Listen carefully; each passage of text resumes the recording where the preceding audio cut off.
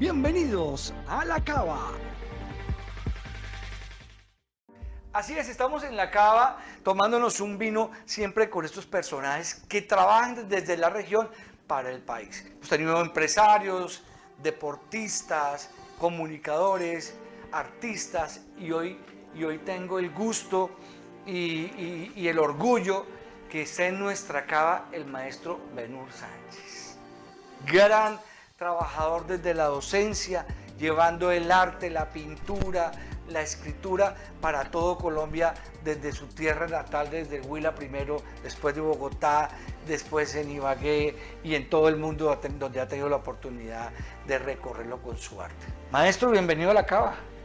Luis Fernando, muy agradecido por la invitación, muy contento de estar contigo acá y espero que nuestra conversación enriquezca a las personas que la observen y que la escuchen. Primero que todo vamos a brindar, ¿no? Estamos en La Cava. Okay. Esperemos que me han dicho que usted, muy buen catador de vino, le guste, a ver.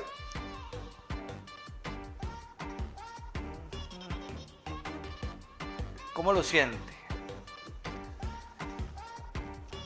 Muy bien. La cara que hizo ya me estaba asustando. No, muy bien. Ahí empieza a oxigenarse, ¿no? Y a calentarse. Maestro Benhur, ¿cómo vamos? ¿Qué tal de ese trabajo en la parte de escribiendo, de literatura y de la pintura? Pues yo contento porque dispongo del tiempo necesario para hacer esto que de niño quise hacer. Yo sí quise ser pintor y escritor o artista en general y lo he logrado. Ahora disfruto mucho de la cosecha, digámoslo así, y además tener el tiempo para poder escribir cuando quiero escribir y pintar también cuando quiero pintar, porque no me limito solamente a una actividad, sino que las combino por gusto. Usted es de esos hombres que puede decir que tiene una solterona ya por 50 años, ¿no? Sí, no se ha querido casar.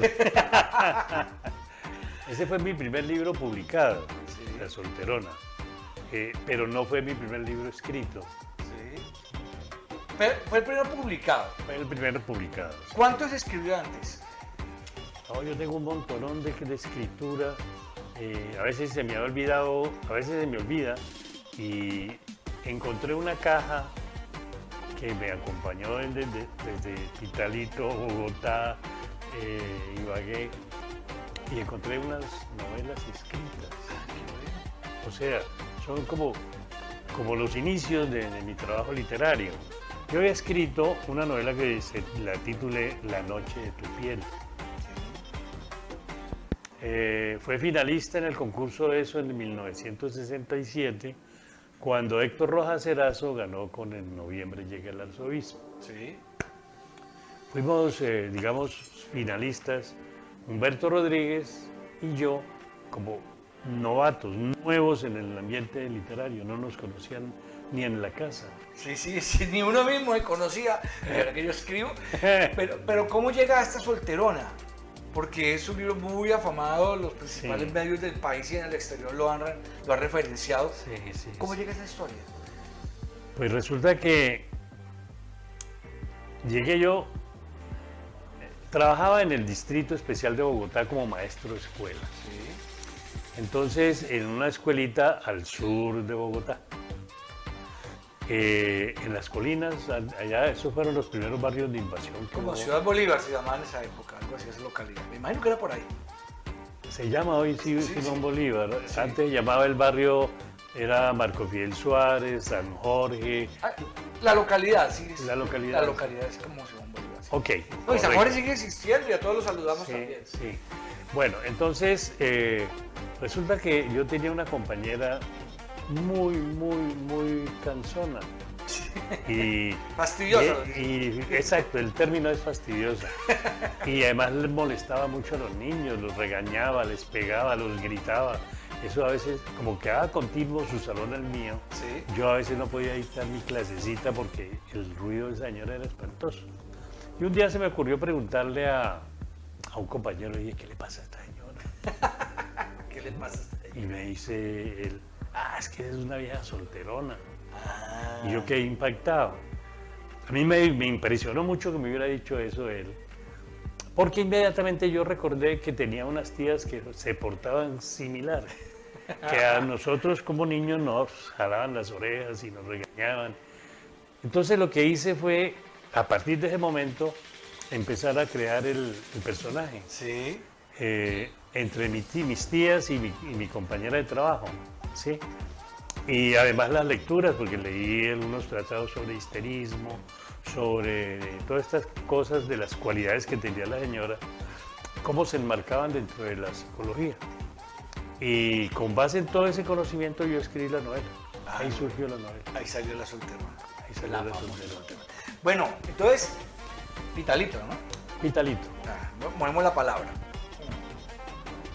Pitalito hace la primaria y Sí. este bachillerato, que no era bachillerato, sino No, era normalista. normalista superior. Que era normalista superior, exactamente. ¿Cómo desarrolló ese estudio allá en esa tierra tan bonita? No, yo fui un estudiante muy normal, ni me destacaba por nada, sino que simplemente cumplía con todos los requisitos. Yo pasé de no repetir ningún año, por decirlo así. Pasé la primaria, tuvimos que presentar exámenes para poder ingresar a la normal. Sí. Y bueno, pasamos esos exámenes. Pasamos, digo, porque mi hermano estaba conmigo también.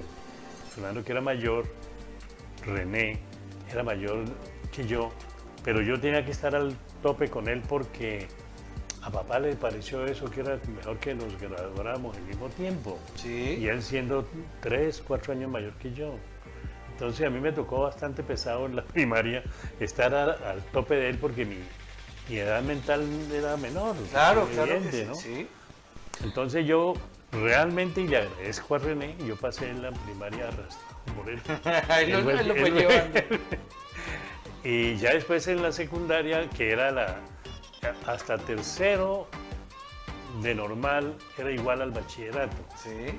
Los que querían ser bachilleres se salían de ahí e iban a otra ciudad, porque ahí no había bachillerato en Pitalito.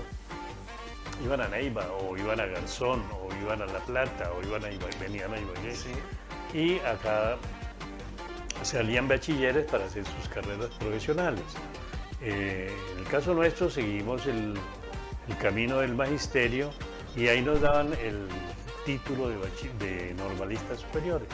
Y ahí ya se volvió profesor muy joven, ¿no? Demasiado joven, yo salí a los 17 años normalista, a los 18 ya era profesor del distrito. Salió del Pitalito para Bogotá. Sí, Y en esa época ya escribía, esa época ya estaba pintando, pues para usted propio, como nos puede por decir. supuesto.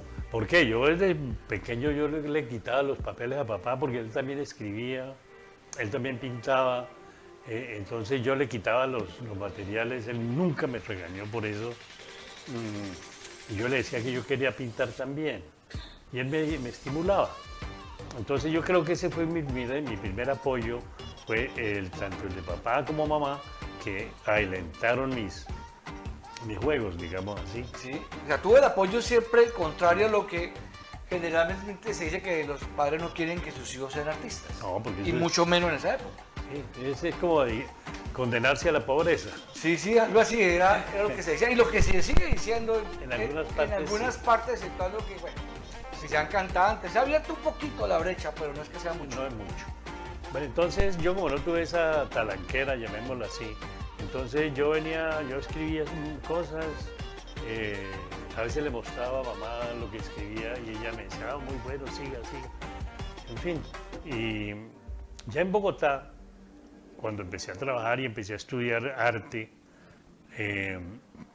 fue cuando empecé a entender qué era escribir, qué era la literatura, porque yo escribía era espontáneamente.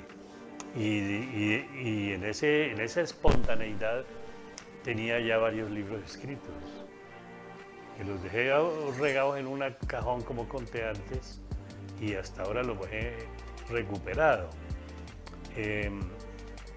Y allí escribí La noche de tu piel, que era una historia, no era una historia mía, sino una historia que le escuché a un compañero de la escuela, o de la anexa a la normal, que era un de los pocos negros que había en el pueblo. Sí, pues tiene que ser muy pocos en Pitalito. Sí. Entonces, él me contó una historia de un chalán que era negro y no sé qué. Y cuando yo llegué a Bogotá, me acordé de la historia de este muchacho. Y yo la escribí. Y ahí está. Vamos a saber de esa historia y muchas más ahora en nuestro próximo segmento. Estamos con el maestro Benú Sánchez, brindamos para ir a esta pausa y ya regresamos con todos ustedes y estas magníficas historias que tenemos con Benú Sánchez.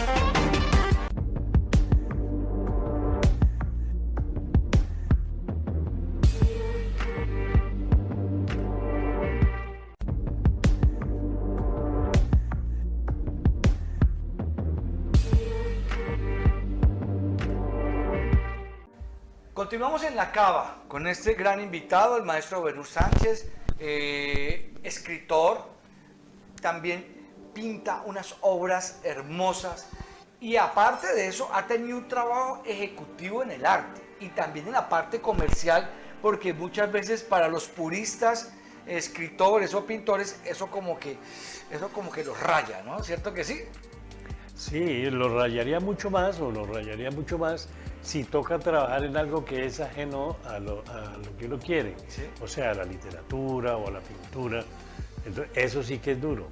Sí. Pero A usted se le dieron las cosas. Pero a mí se me dieron las cosas porque siempre trabajé en algo que era cultural, que tenía que ver con la creatividad, con el libro, con la pintura.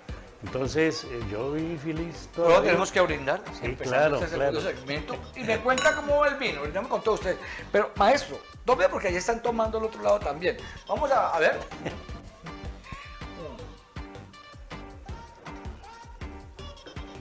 ¿Cómo va?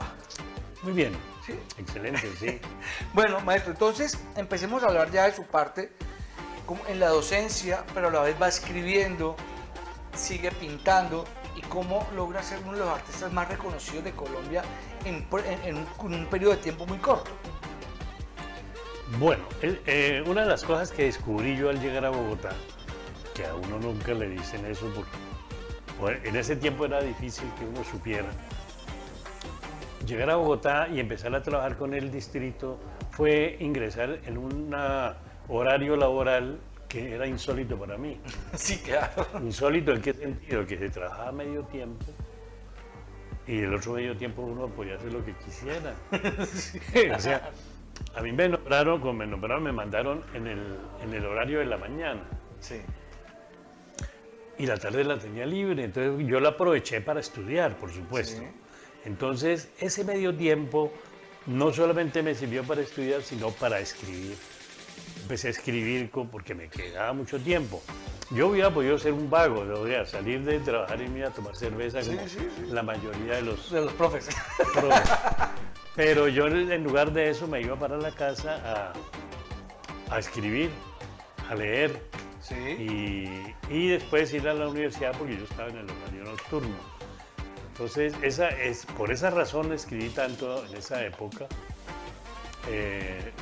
y logré el mecanismo de compaginar los dos mundos, ¿no? El trabajo y la literatura y el arte. Además, usted tuvo unas muy buenas posibilidades, ¿no? Estando en la parte de docencia, en la Secretaría de Educación de Bogotá lo llaman al Huila. Allá sí. toman nuevos proyectos. Sí. Bueno, yo había sido ya finalista 2 veces, en el 67 con La Noche de tu Piel y en el 68 con La Solterona. Sí. Entonces, eso como que me dio un aval y el gobernador del Huila me llamó y me dijo que quería que yo le orientara en la cultura en el Huila. Sí. Yo estaba un poco reticente primero porque no quería retirarme del distrito que era tan buen patrón. Sí, pagaba muy bien. Y además tenía el medio tiempo. Sí, María. una maravilla. Sí, si yo renunciaba a eso tendría que ir a trabajar todo el día, incluso más del día, pues, porque como dada mi responsabilidad frente a los hechos, yo siempre he tratado de sacar adelante cualquier proyecto. Eso me implicaba trabajar día y noche. La verdad, así me pasó. Sí. Entonces acepté y la verdad es que el Instituto Huilense de Cultura, así se llamaba en ese entonces, eh, creció mucho en sus actividades y tenía el apoyo del gobernador, pues eso era bastante... Eso es lo importante Muy para el arte, tener el apoyo claro. de los gobernantes, porque Claro. si no, no pasa nada. Sí. Entonces así logramos hacer una actividad muy interesante que se frustró por cambio de gobierno. Sí. Y todos los cambios de gobierno, pues el nuevo funcionario quiere acabar con lo que hizo el anterior para decir que él fue el que hizo las cosas. Exactamente, sí. Claro, y vienen con que todo lo que había antes no funcionaba, pero lo mío sí. Sí, exacto. Bueno, no importa. En todo caso, me retiré, volví a Bogotá, ya con un niño, ya casado y con un hijo. Volví a Bogotá. Eso ya es otra historia. Sí. Y logré trabajar en la industria editorial. Empecé en la editorial Voluntad, en el área artística, ¿no? Manejando todo lo que son las ilustraciones, los diseños de los libros. Y ese fue un momento muy enriquecedor para mí porque tenía que hablar con autores, había que hablar con artistas, ilustradores, etc. Y después pasé a otra editorial que fue Educar Editores. Que fue muy importante. Sí, porque estaba a nivel empezando en la nacional. editorial en ese momento. Sí. Entonces, estando también ahí en la editorial Educar y yo dictando unos talleres en la Javeriana, el banco me hizo la propuesta de que me fuera a trabajar con ellos. El Banco de la República. El Banco de la República. Para mí, pues eso fue un golpe muy importante. Fui a trabajar en la parte editorial del banco, pero después me trasladaron a la parte cultural, que fue en la Luis Ángel Arango. Es que cabe destacar y un brindis para el Banco de la República que se ha preocupado por la cultura. Sí, eso es Fuertemente, o sea, Sí. y ha sido concentrado en esto, vea, para los de esa época y para los de ahora, que no han dejado caer ese trabajo tan importante. Y además que tienen las bibliotecas, para mí, la más importante en la ciudad donde estén. Sí. Además, es lo único que queda del banco en las ciudades, Sí. las sucursales. Quedan Sí. son las bibliotecas y el área cultural. Y lo demás, porque lo que es tesorería, eso ya se acabó. Sí. ¿Sí? Se acabó en las sucursales, pues. Sí. El banco sigue ejerciendo Sigue claro. su función. Bueno, entonces ya en el banco, pues, mi trabajo me llevó a la propuesta de que me viniera para Ibagué, Sí. a dirigir el área cultural. ¿Y qué pensó en ese momento? Y yo me emocioné mucho, ¿Sí? ¿sabes? Porque Bogotá en ese momento me tenía bastante agobiado, porque yo vivía 127, ir hasta la Candelaria. Hoy no, le tocaba atravesar todo. Sí. ¿Y qué se iba? ¿Tenía en carro? en una humilde buseta, Sí, en la buceta, en la que iba por toda la séptima. por ¿No? la décima. Por la décima. Sí. Bueno, de todas maneras, el problema es que cuando yo empecé ese trayecto, gastaba 45 minutos. Claro. Después, una hora, después hora y media, después 2 horas, después 3 horas metido en una buseta. No, ya no. Entonces ya estaba muy fatigado. Y Darío Jaramillo, que el poeta, gran poeta además, Sí. que era el subgerente cultural, me ofreció venirme para Ibagué. Y yo dije, aquí Ahí está. la oportunidad para descansar un poco. No era mi proyecto quedarme en Ibagué, sino venir a estar un Ok, tiempo Sí, y regresarme. sí. Pero me amañé en Ibagué. Y ya, está aquí mañana. Me amañé y me trataron muy bien, los ibaguereños me trataron muy bien. Y bueno, yo seguía. Y el trabajo cultural fue bienvenido para todos los artistas porque usted le abre las puertas no solo a los ibaguereños, sino a nivel nacional. O lo hacía, porque pues ya en este momento no está, o lo hacía con unas grandes exposiciones, con muestras, con conversatorios, trayendo no solo de Colombia, sino del exterior. Sí, sí.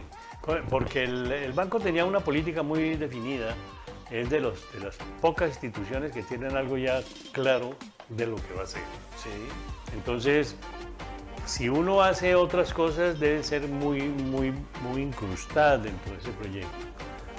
Entonces, yo afortunadamente, por mi experiencia como pintor, como escritor, como docente, y como administrativo también. Claro, entonces eso me sirvió mucho y pude entroncar las cosas y la gente muy agradecida y reconocida con lo que se pudo hacer. Cumplí con el banco, cumplí con la ciudadanía y ahora estoy cumpliendo conmigo mismo. Eso es importante. ¿Cuántas obras mientras estuvo en Ibagué pudo publicar?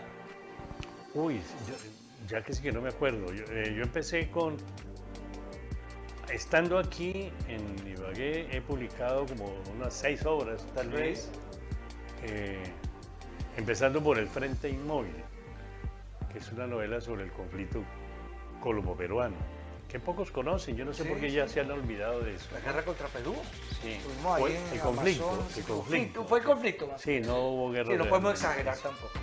En Leticia le llamaban la Guerra Blanca porque decían eso, aquí no pasó nada.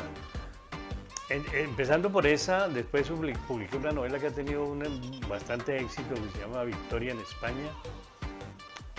Se publicó en una editorial en Bogotá, tuvo mucho éxito en Costa Rica.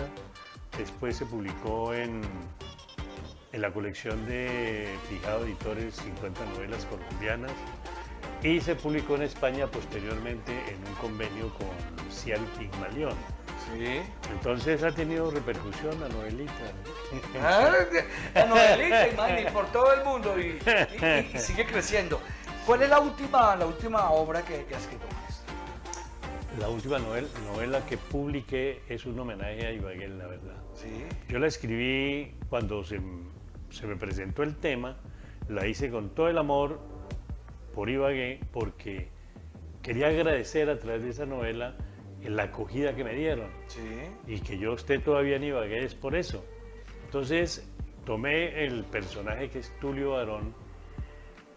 Lo único que, bueno, de lo poco que hay de recuerdo de Tulio es el monumento que hay en la 15. Sí. Entonces escribí la historia en todo el contexto de la Guerra de los 1000 días y qué fue Tulio Barón. La diferencia con otras cosas, porque la historia la conoce casi todo el mundo y contarle lo mismo que ya conocen, entonces era contarlo de una manera distinta, es que puse a Tulio a hablar. ¿Ah, sí?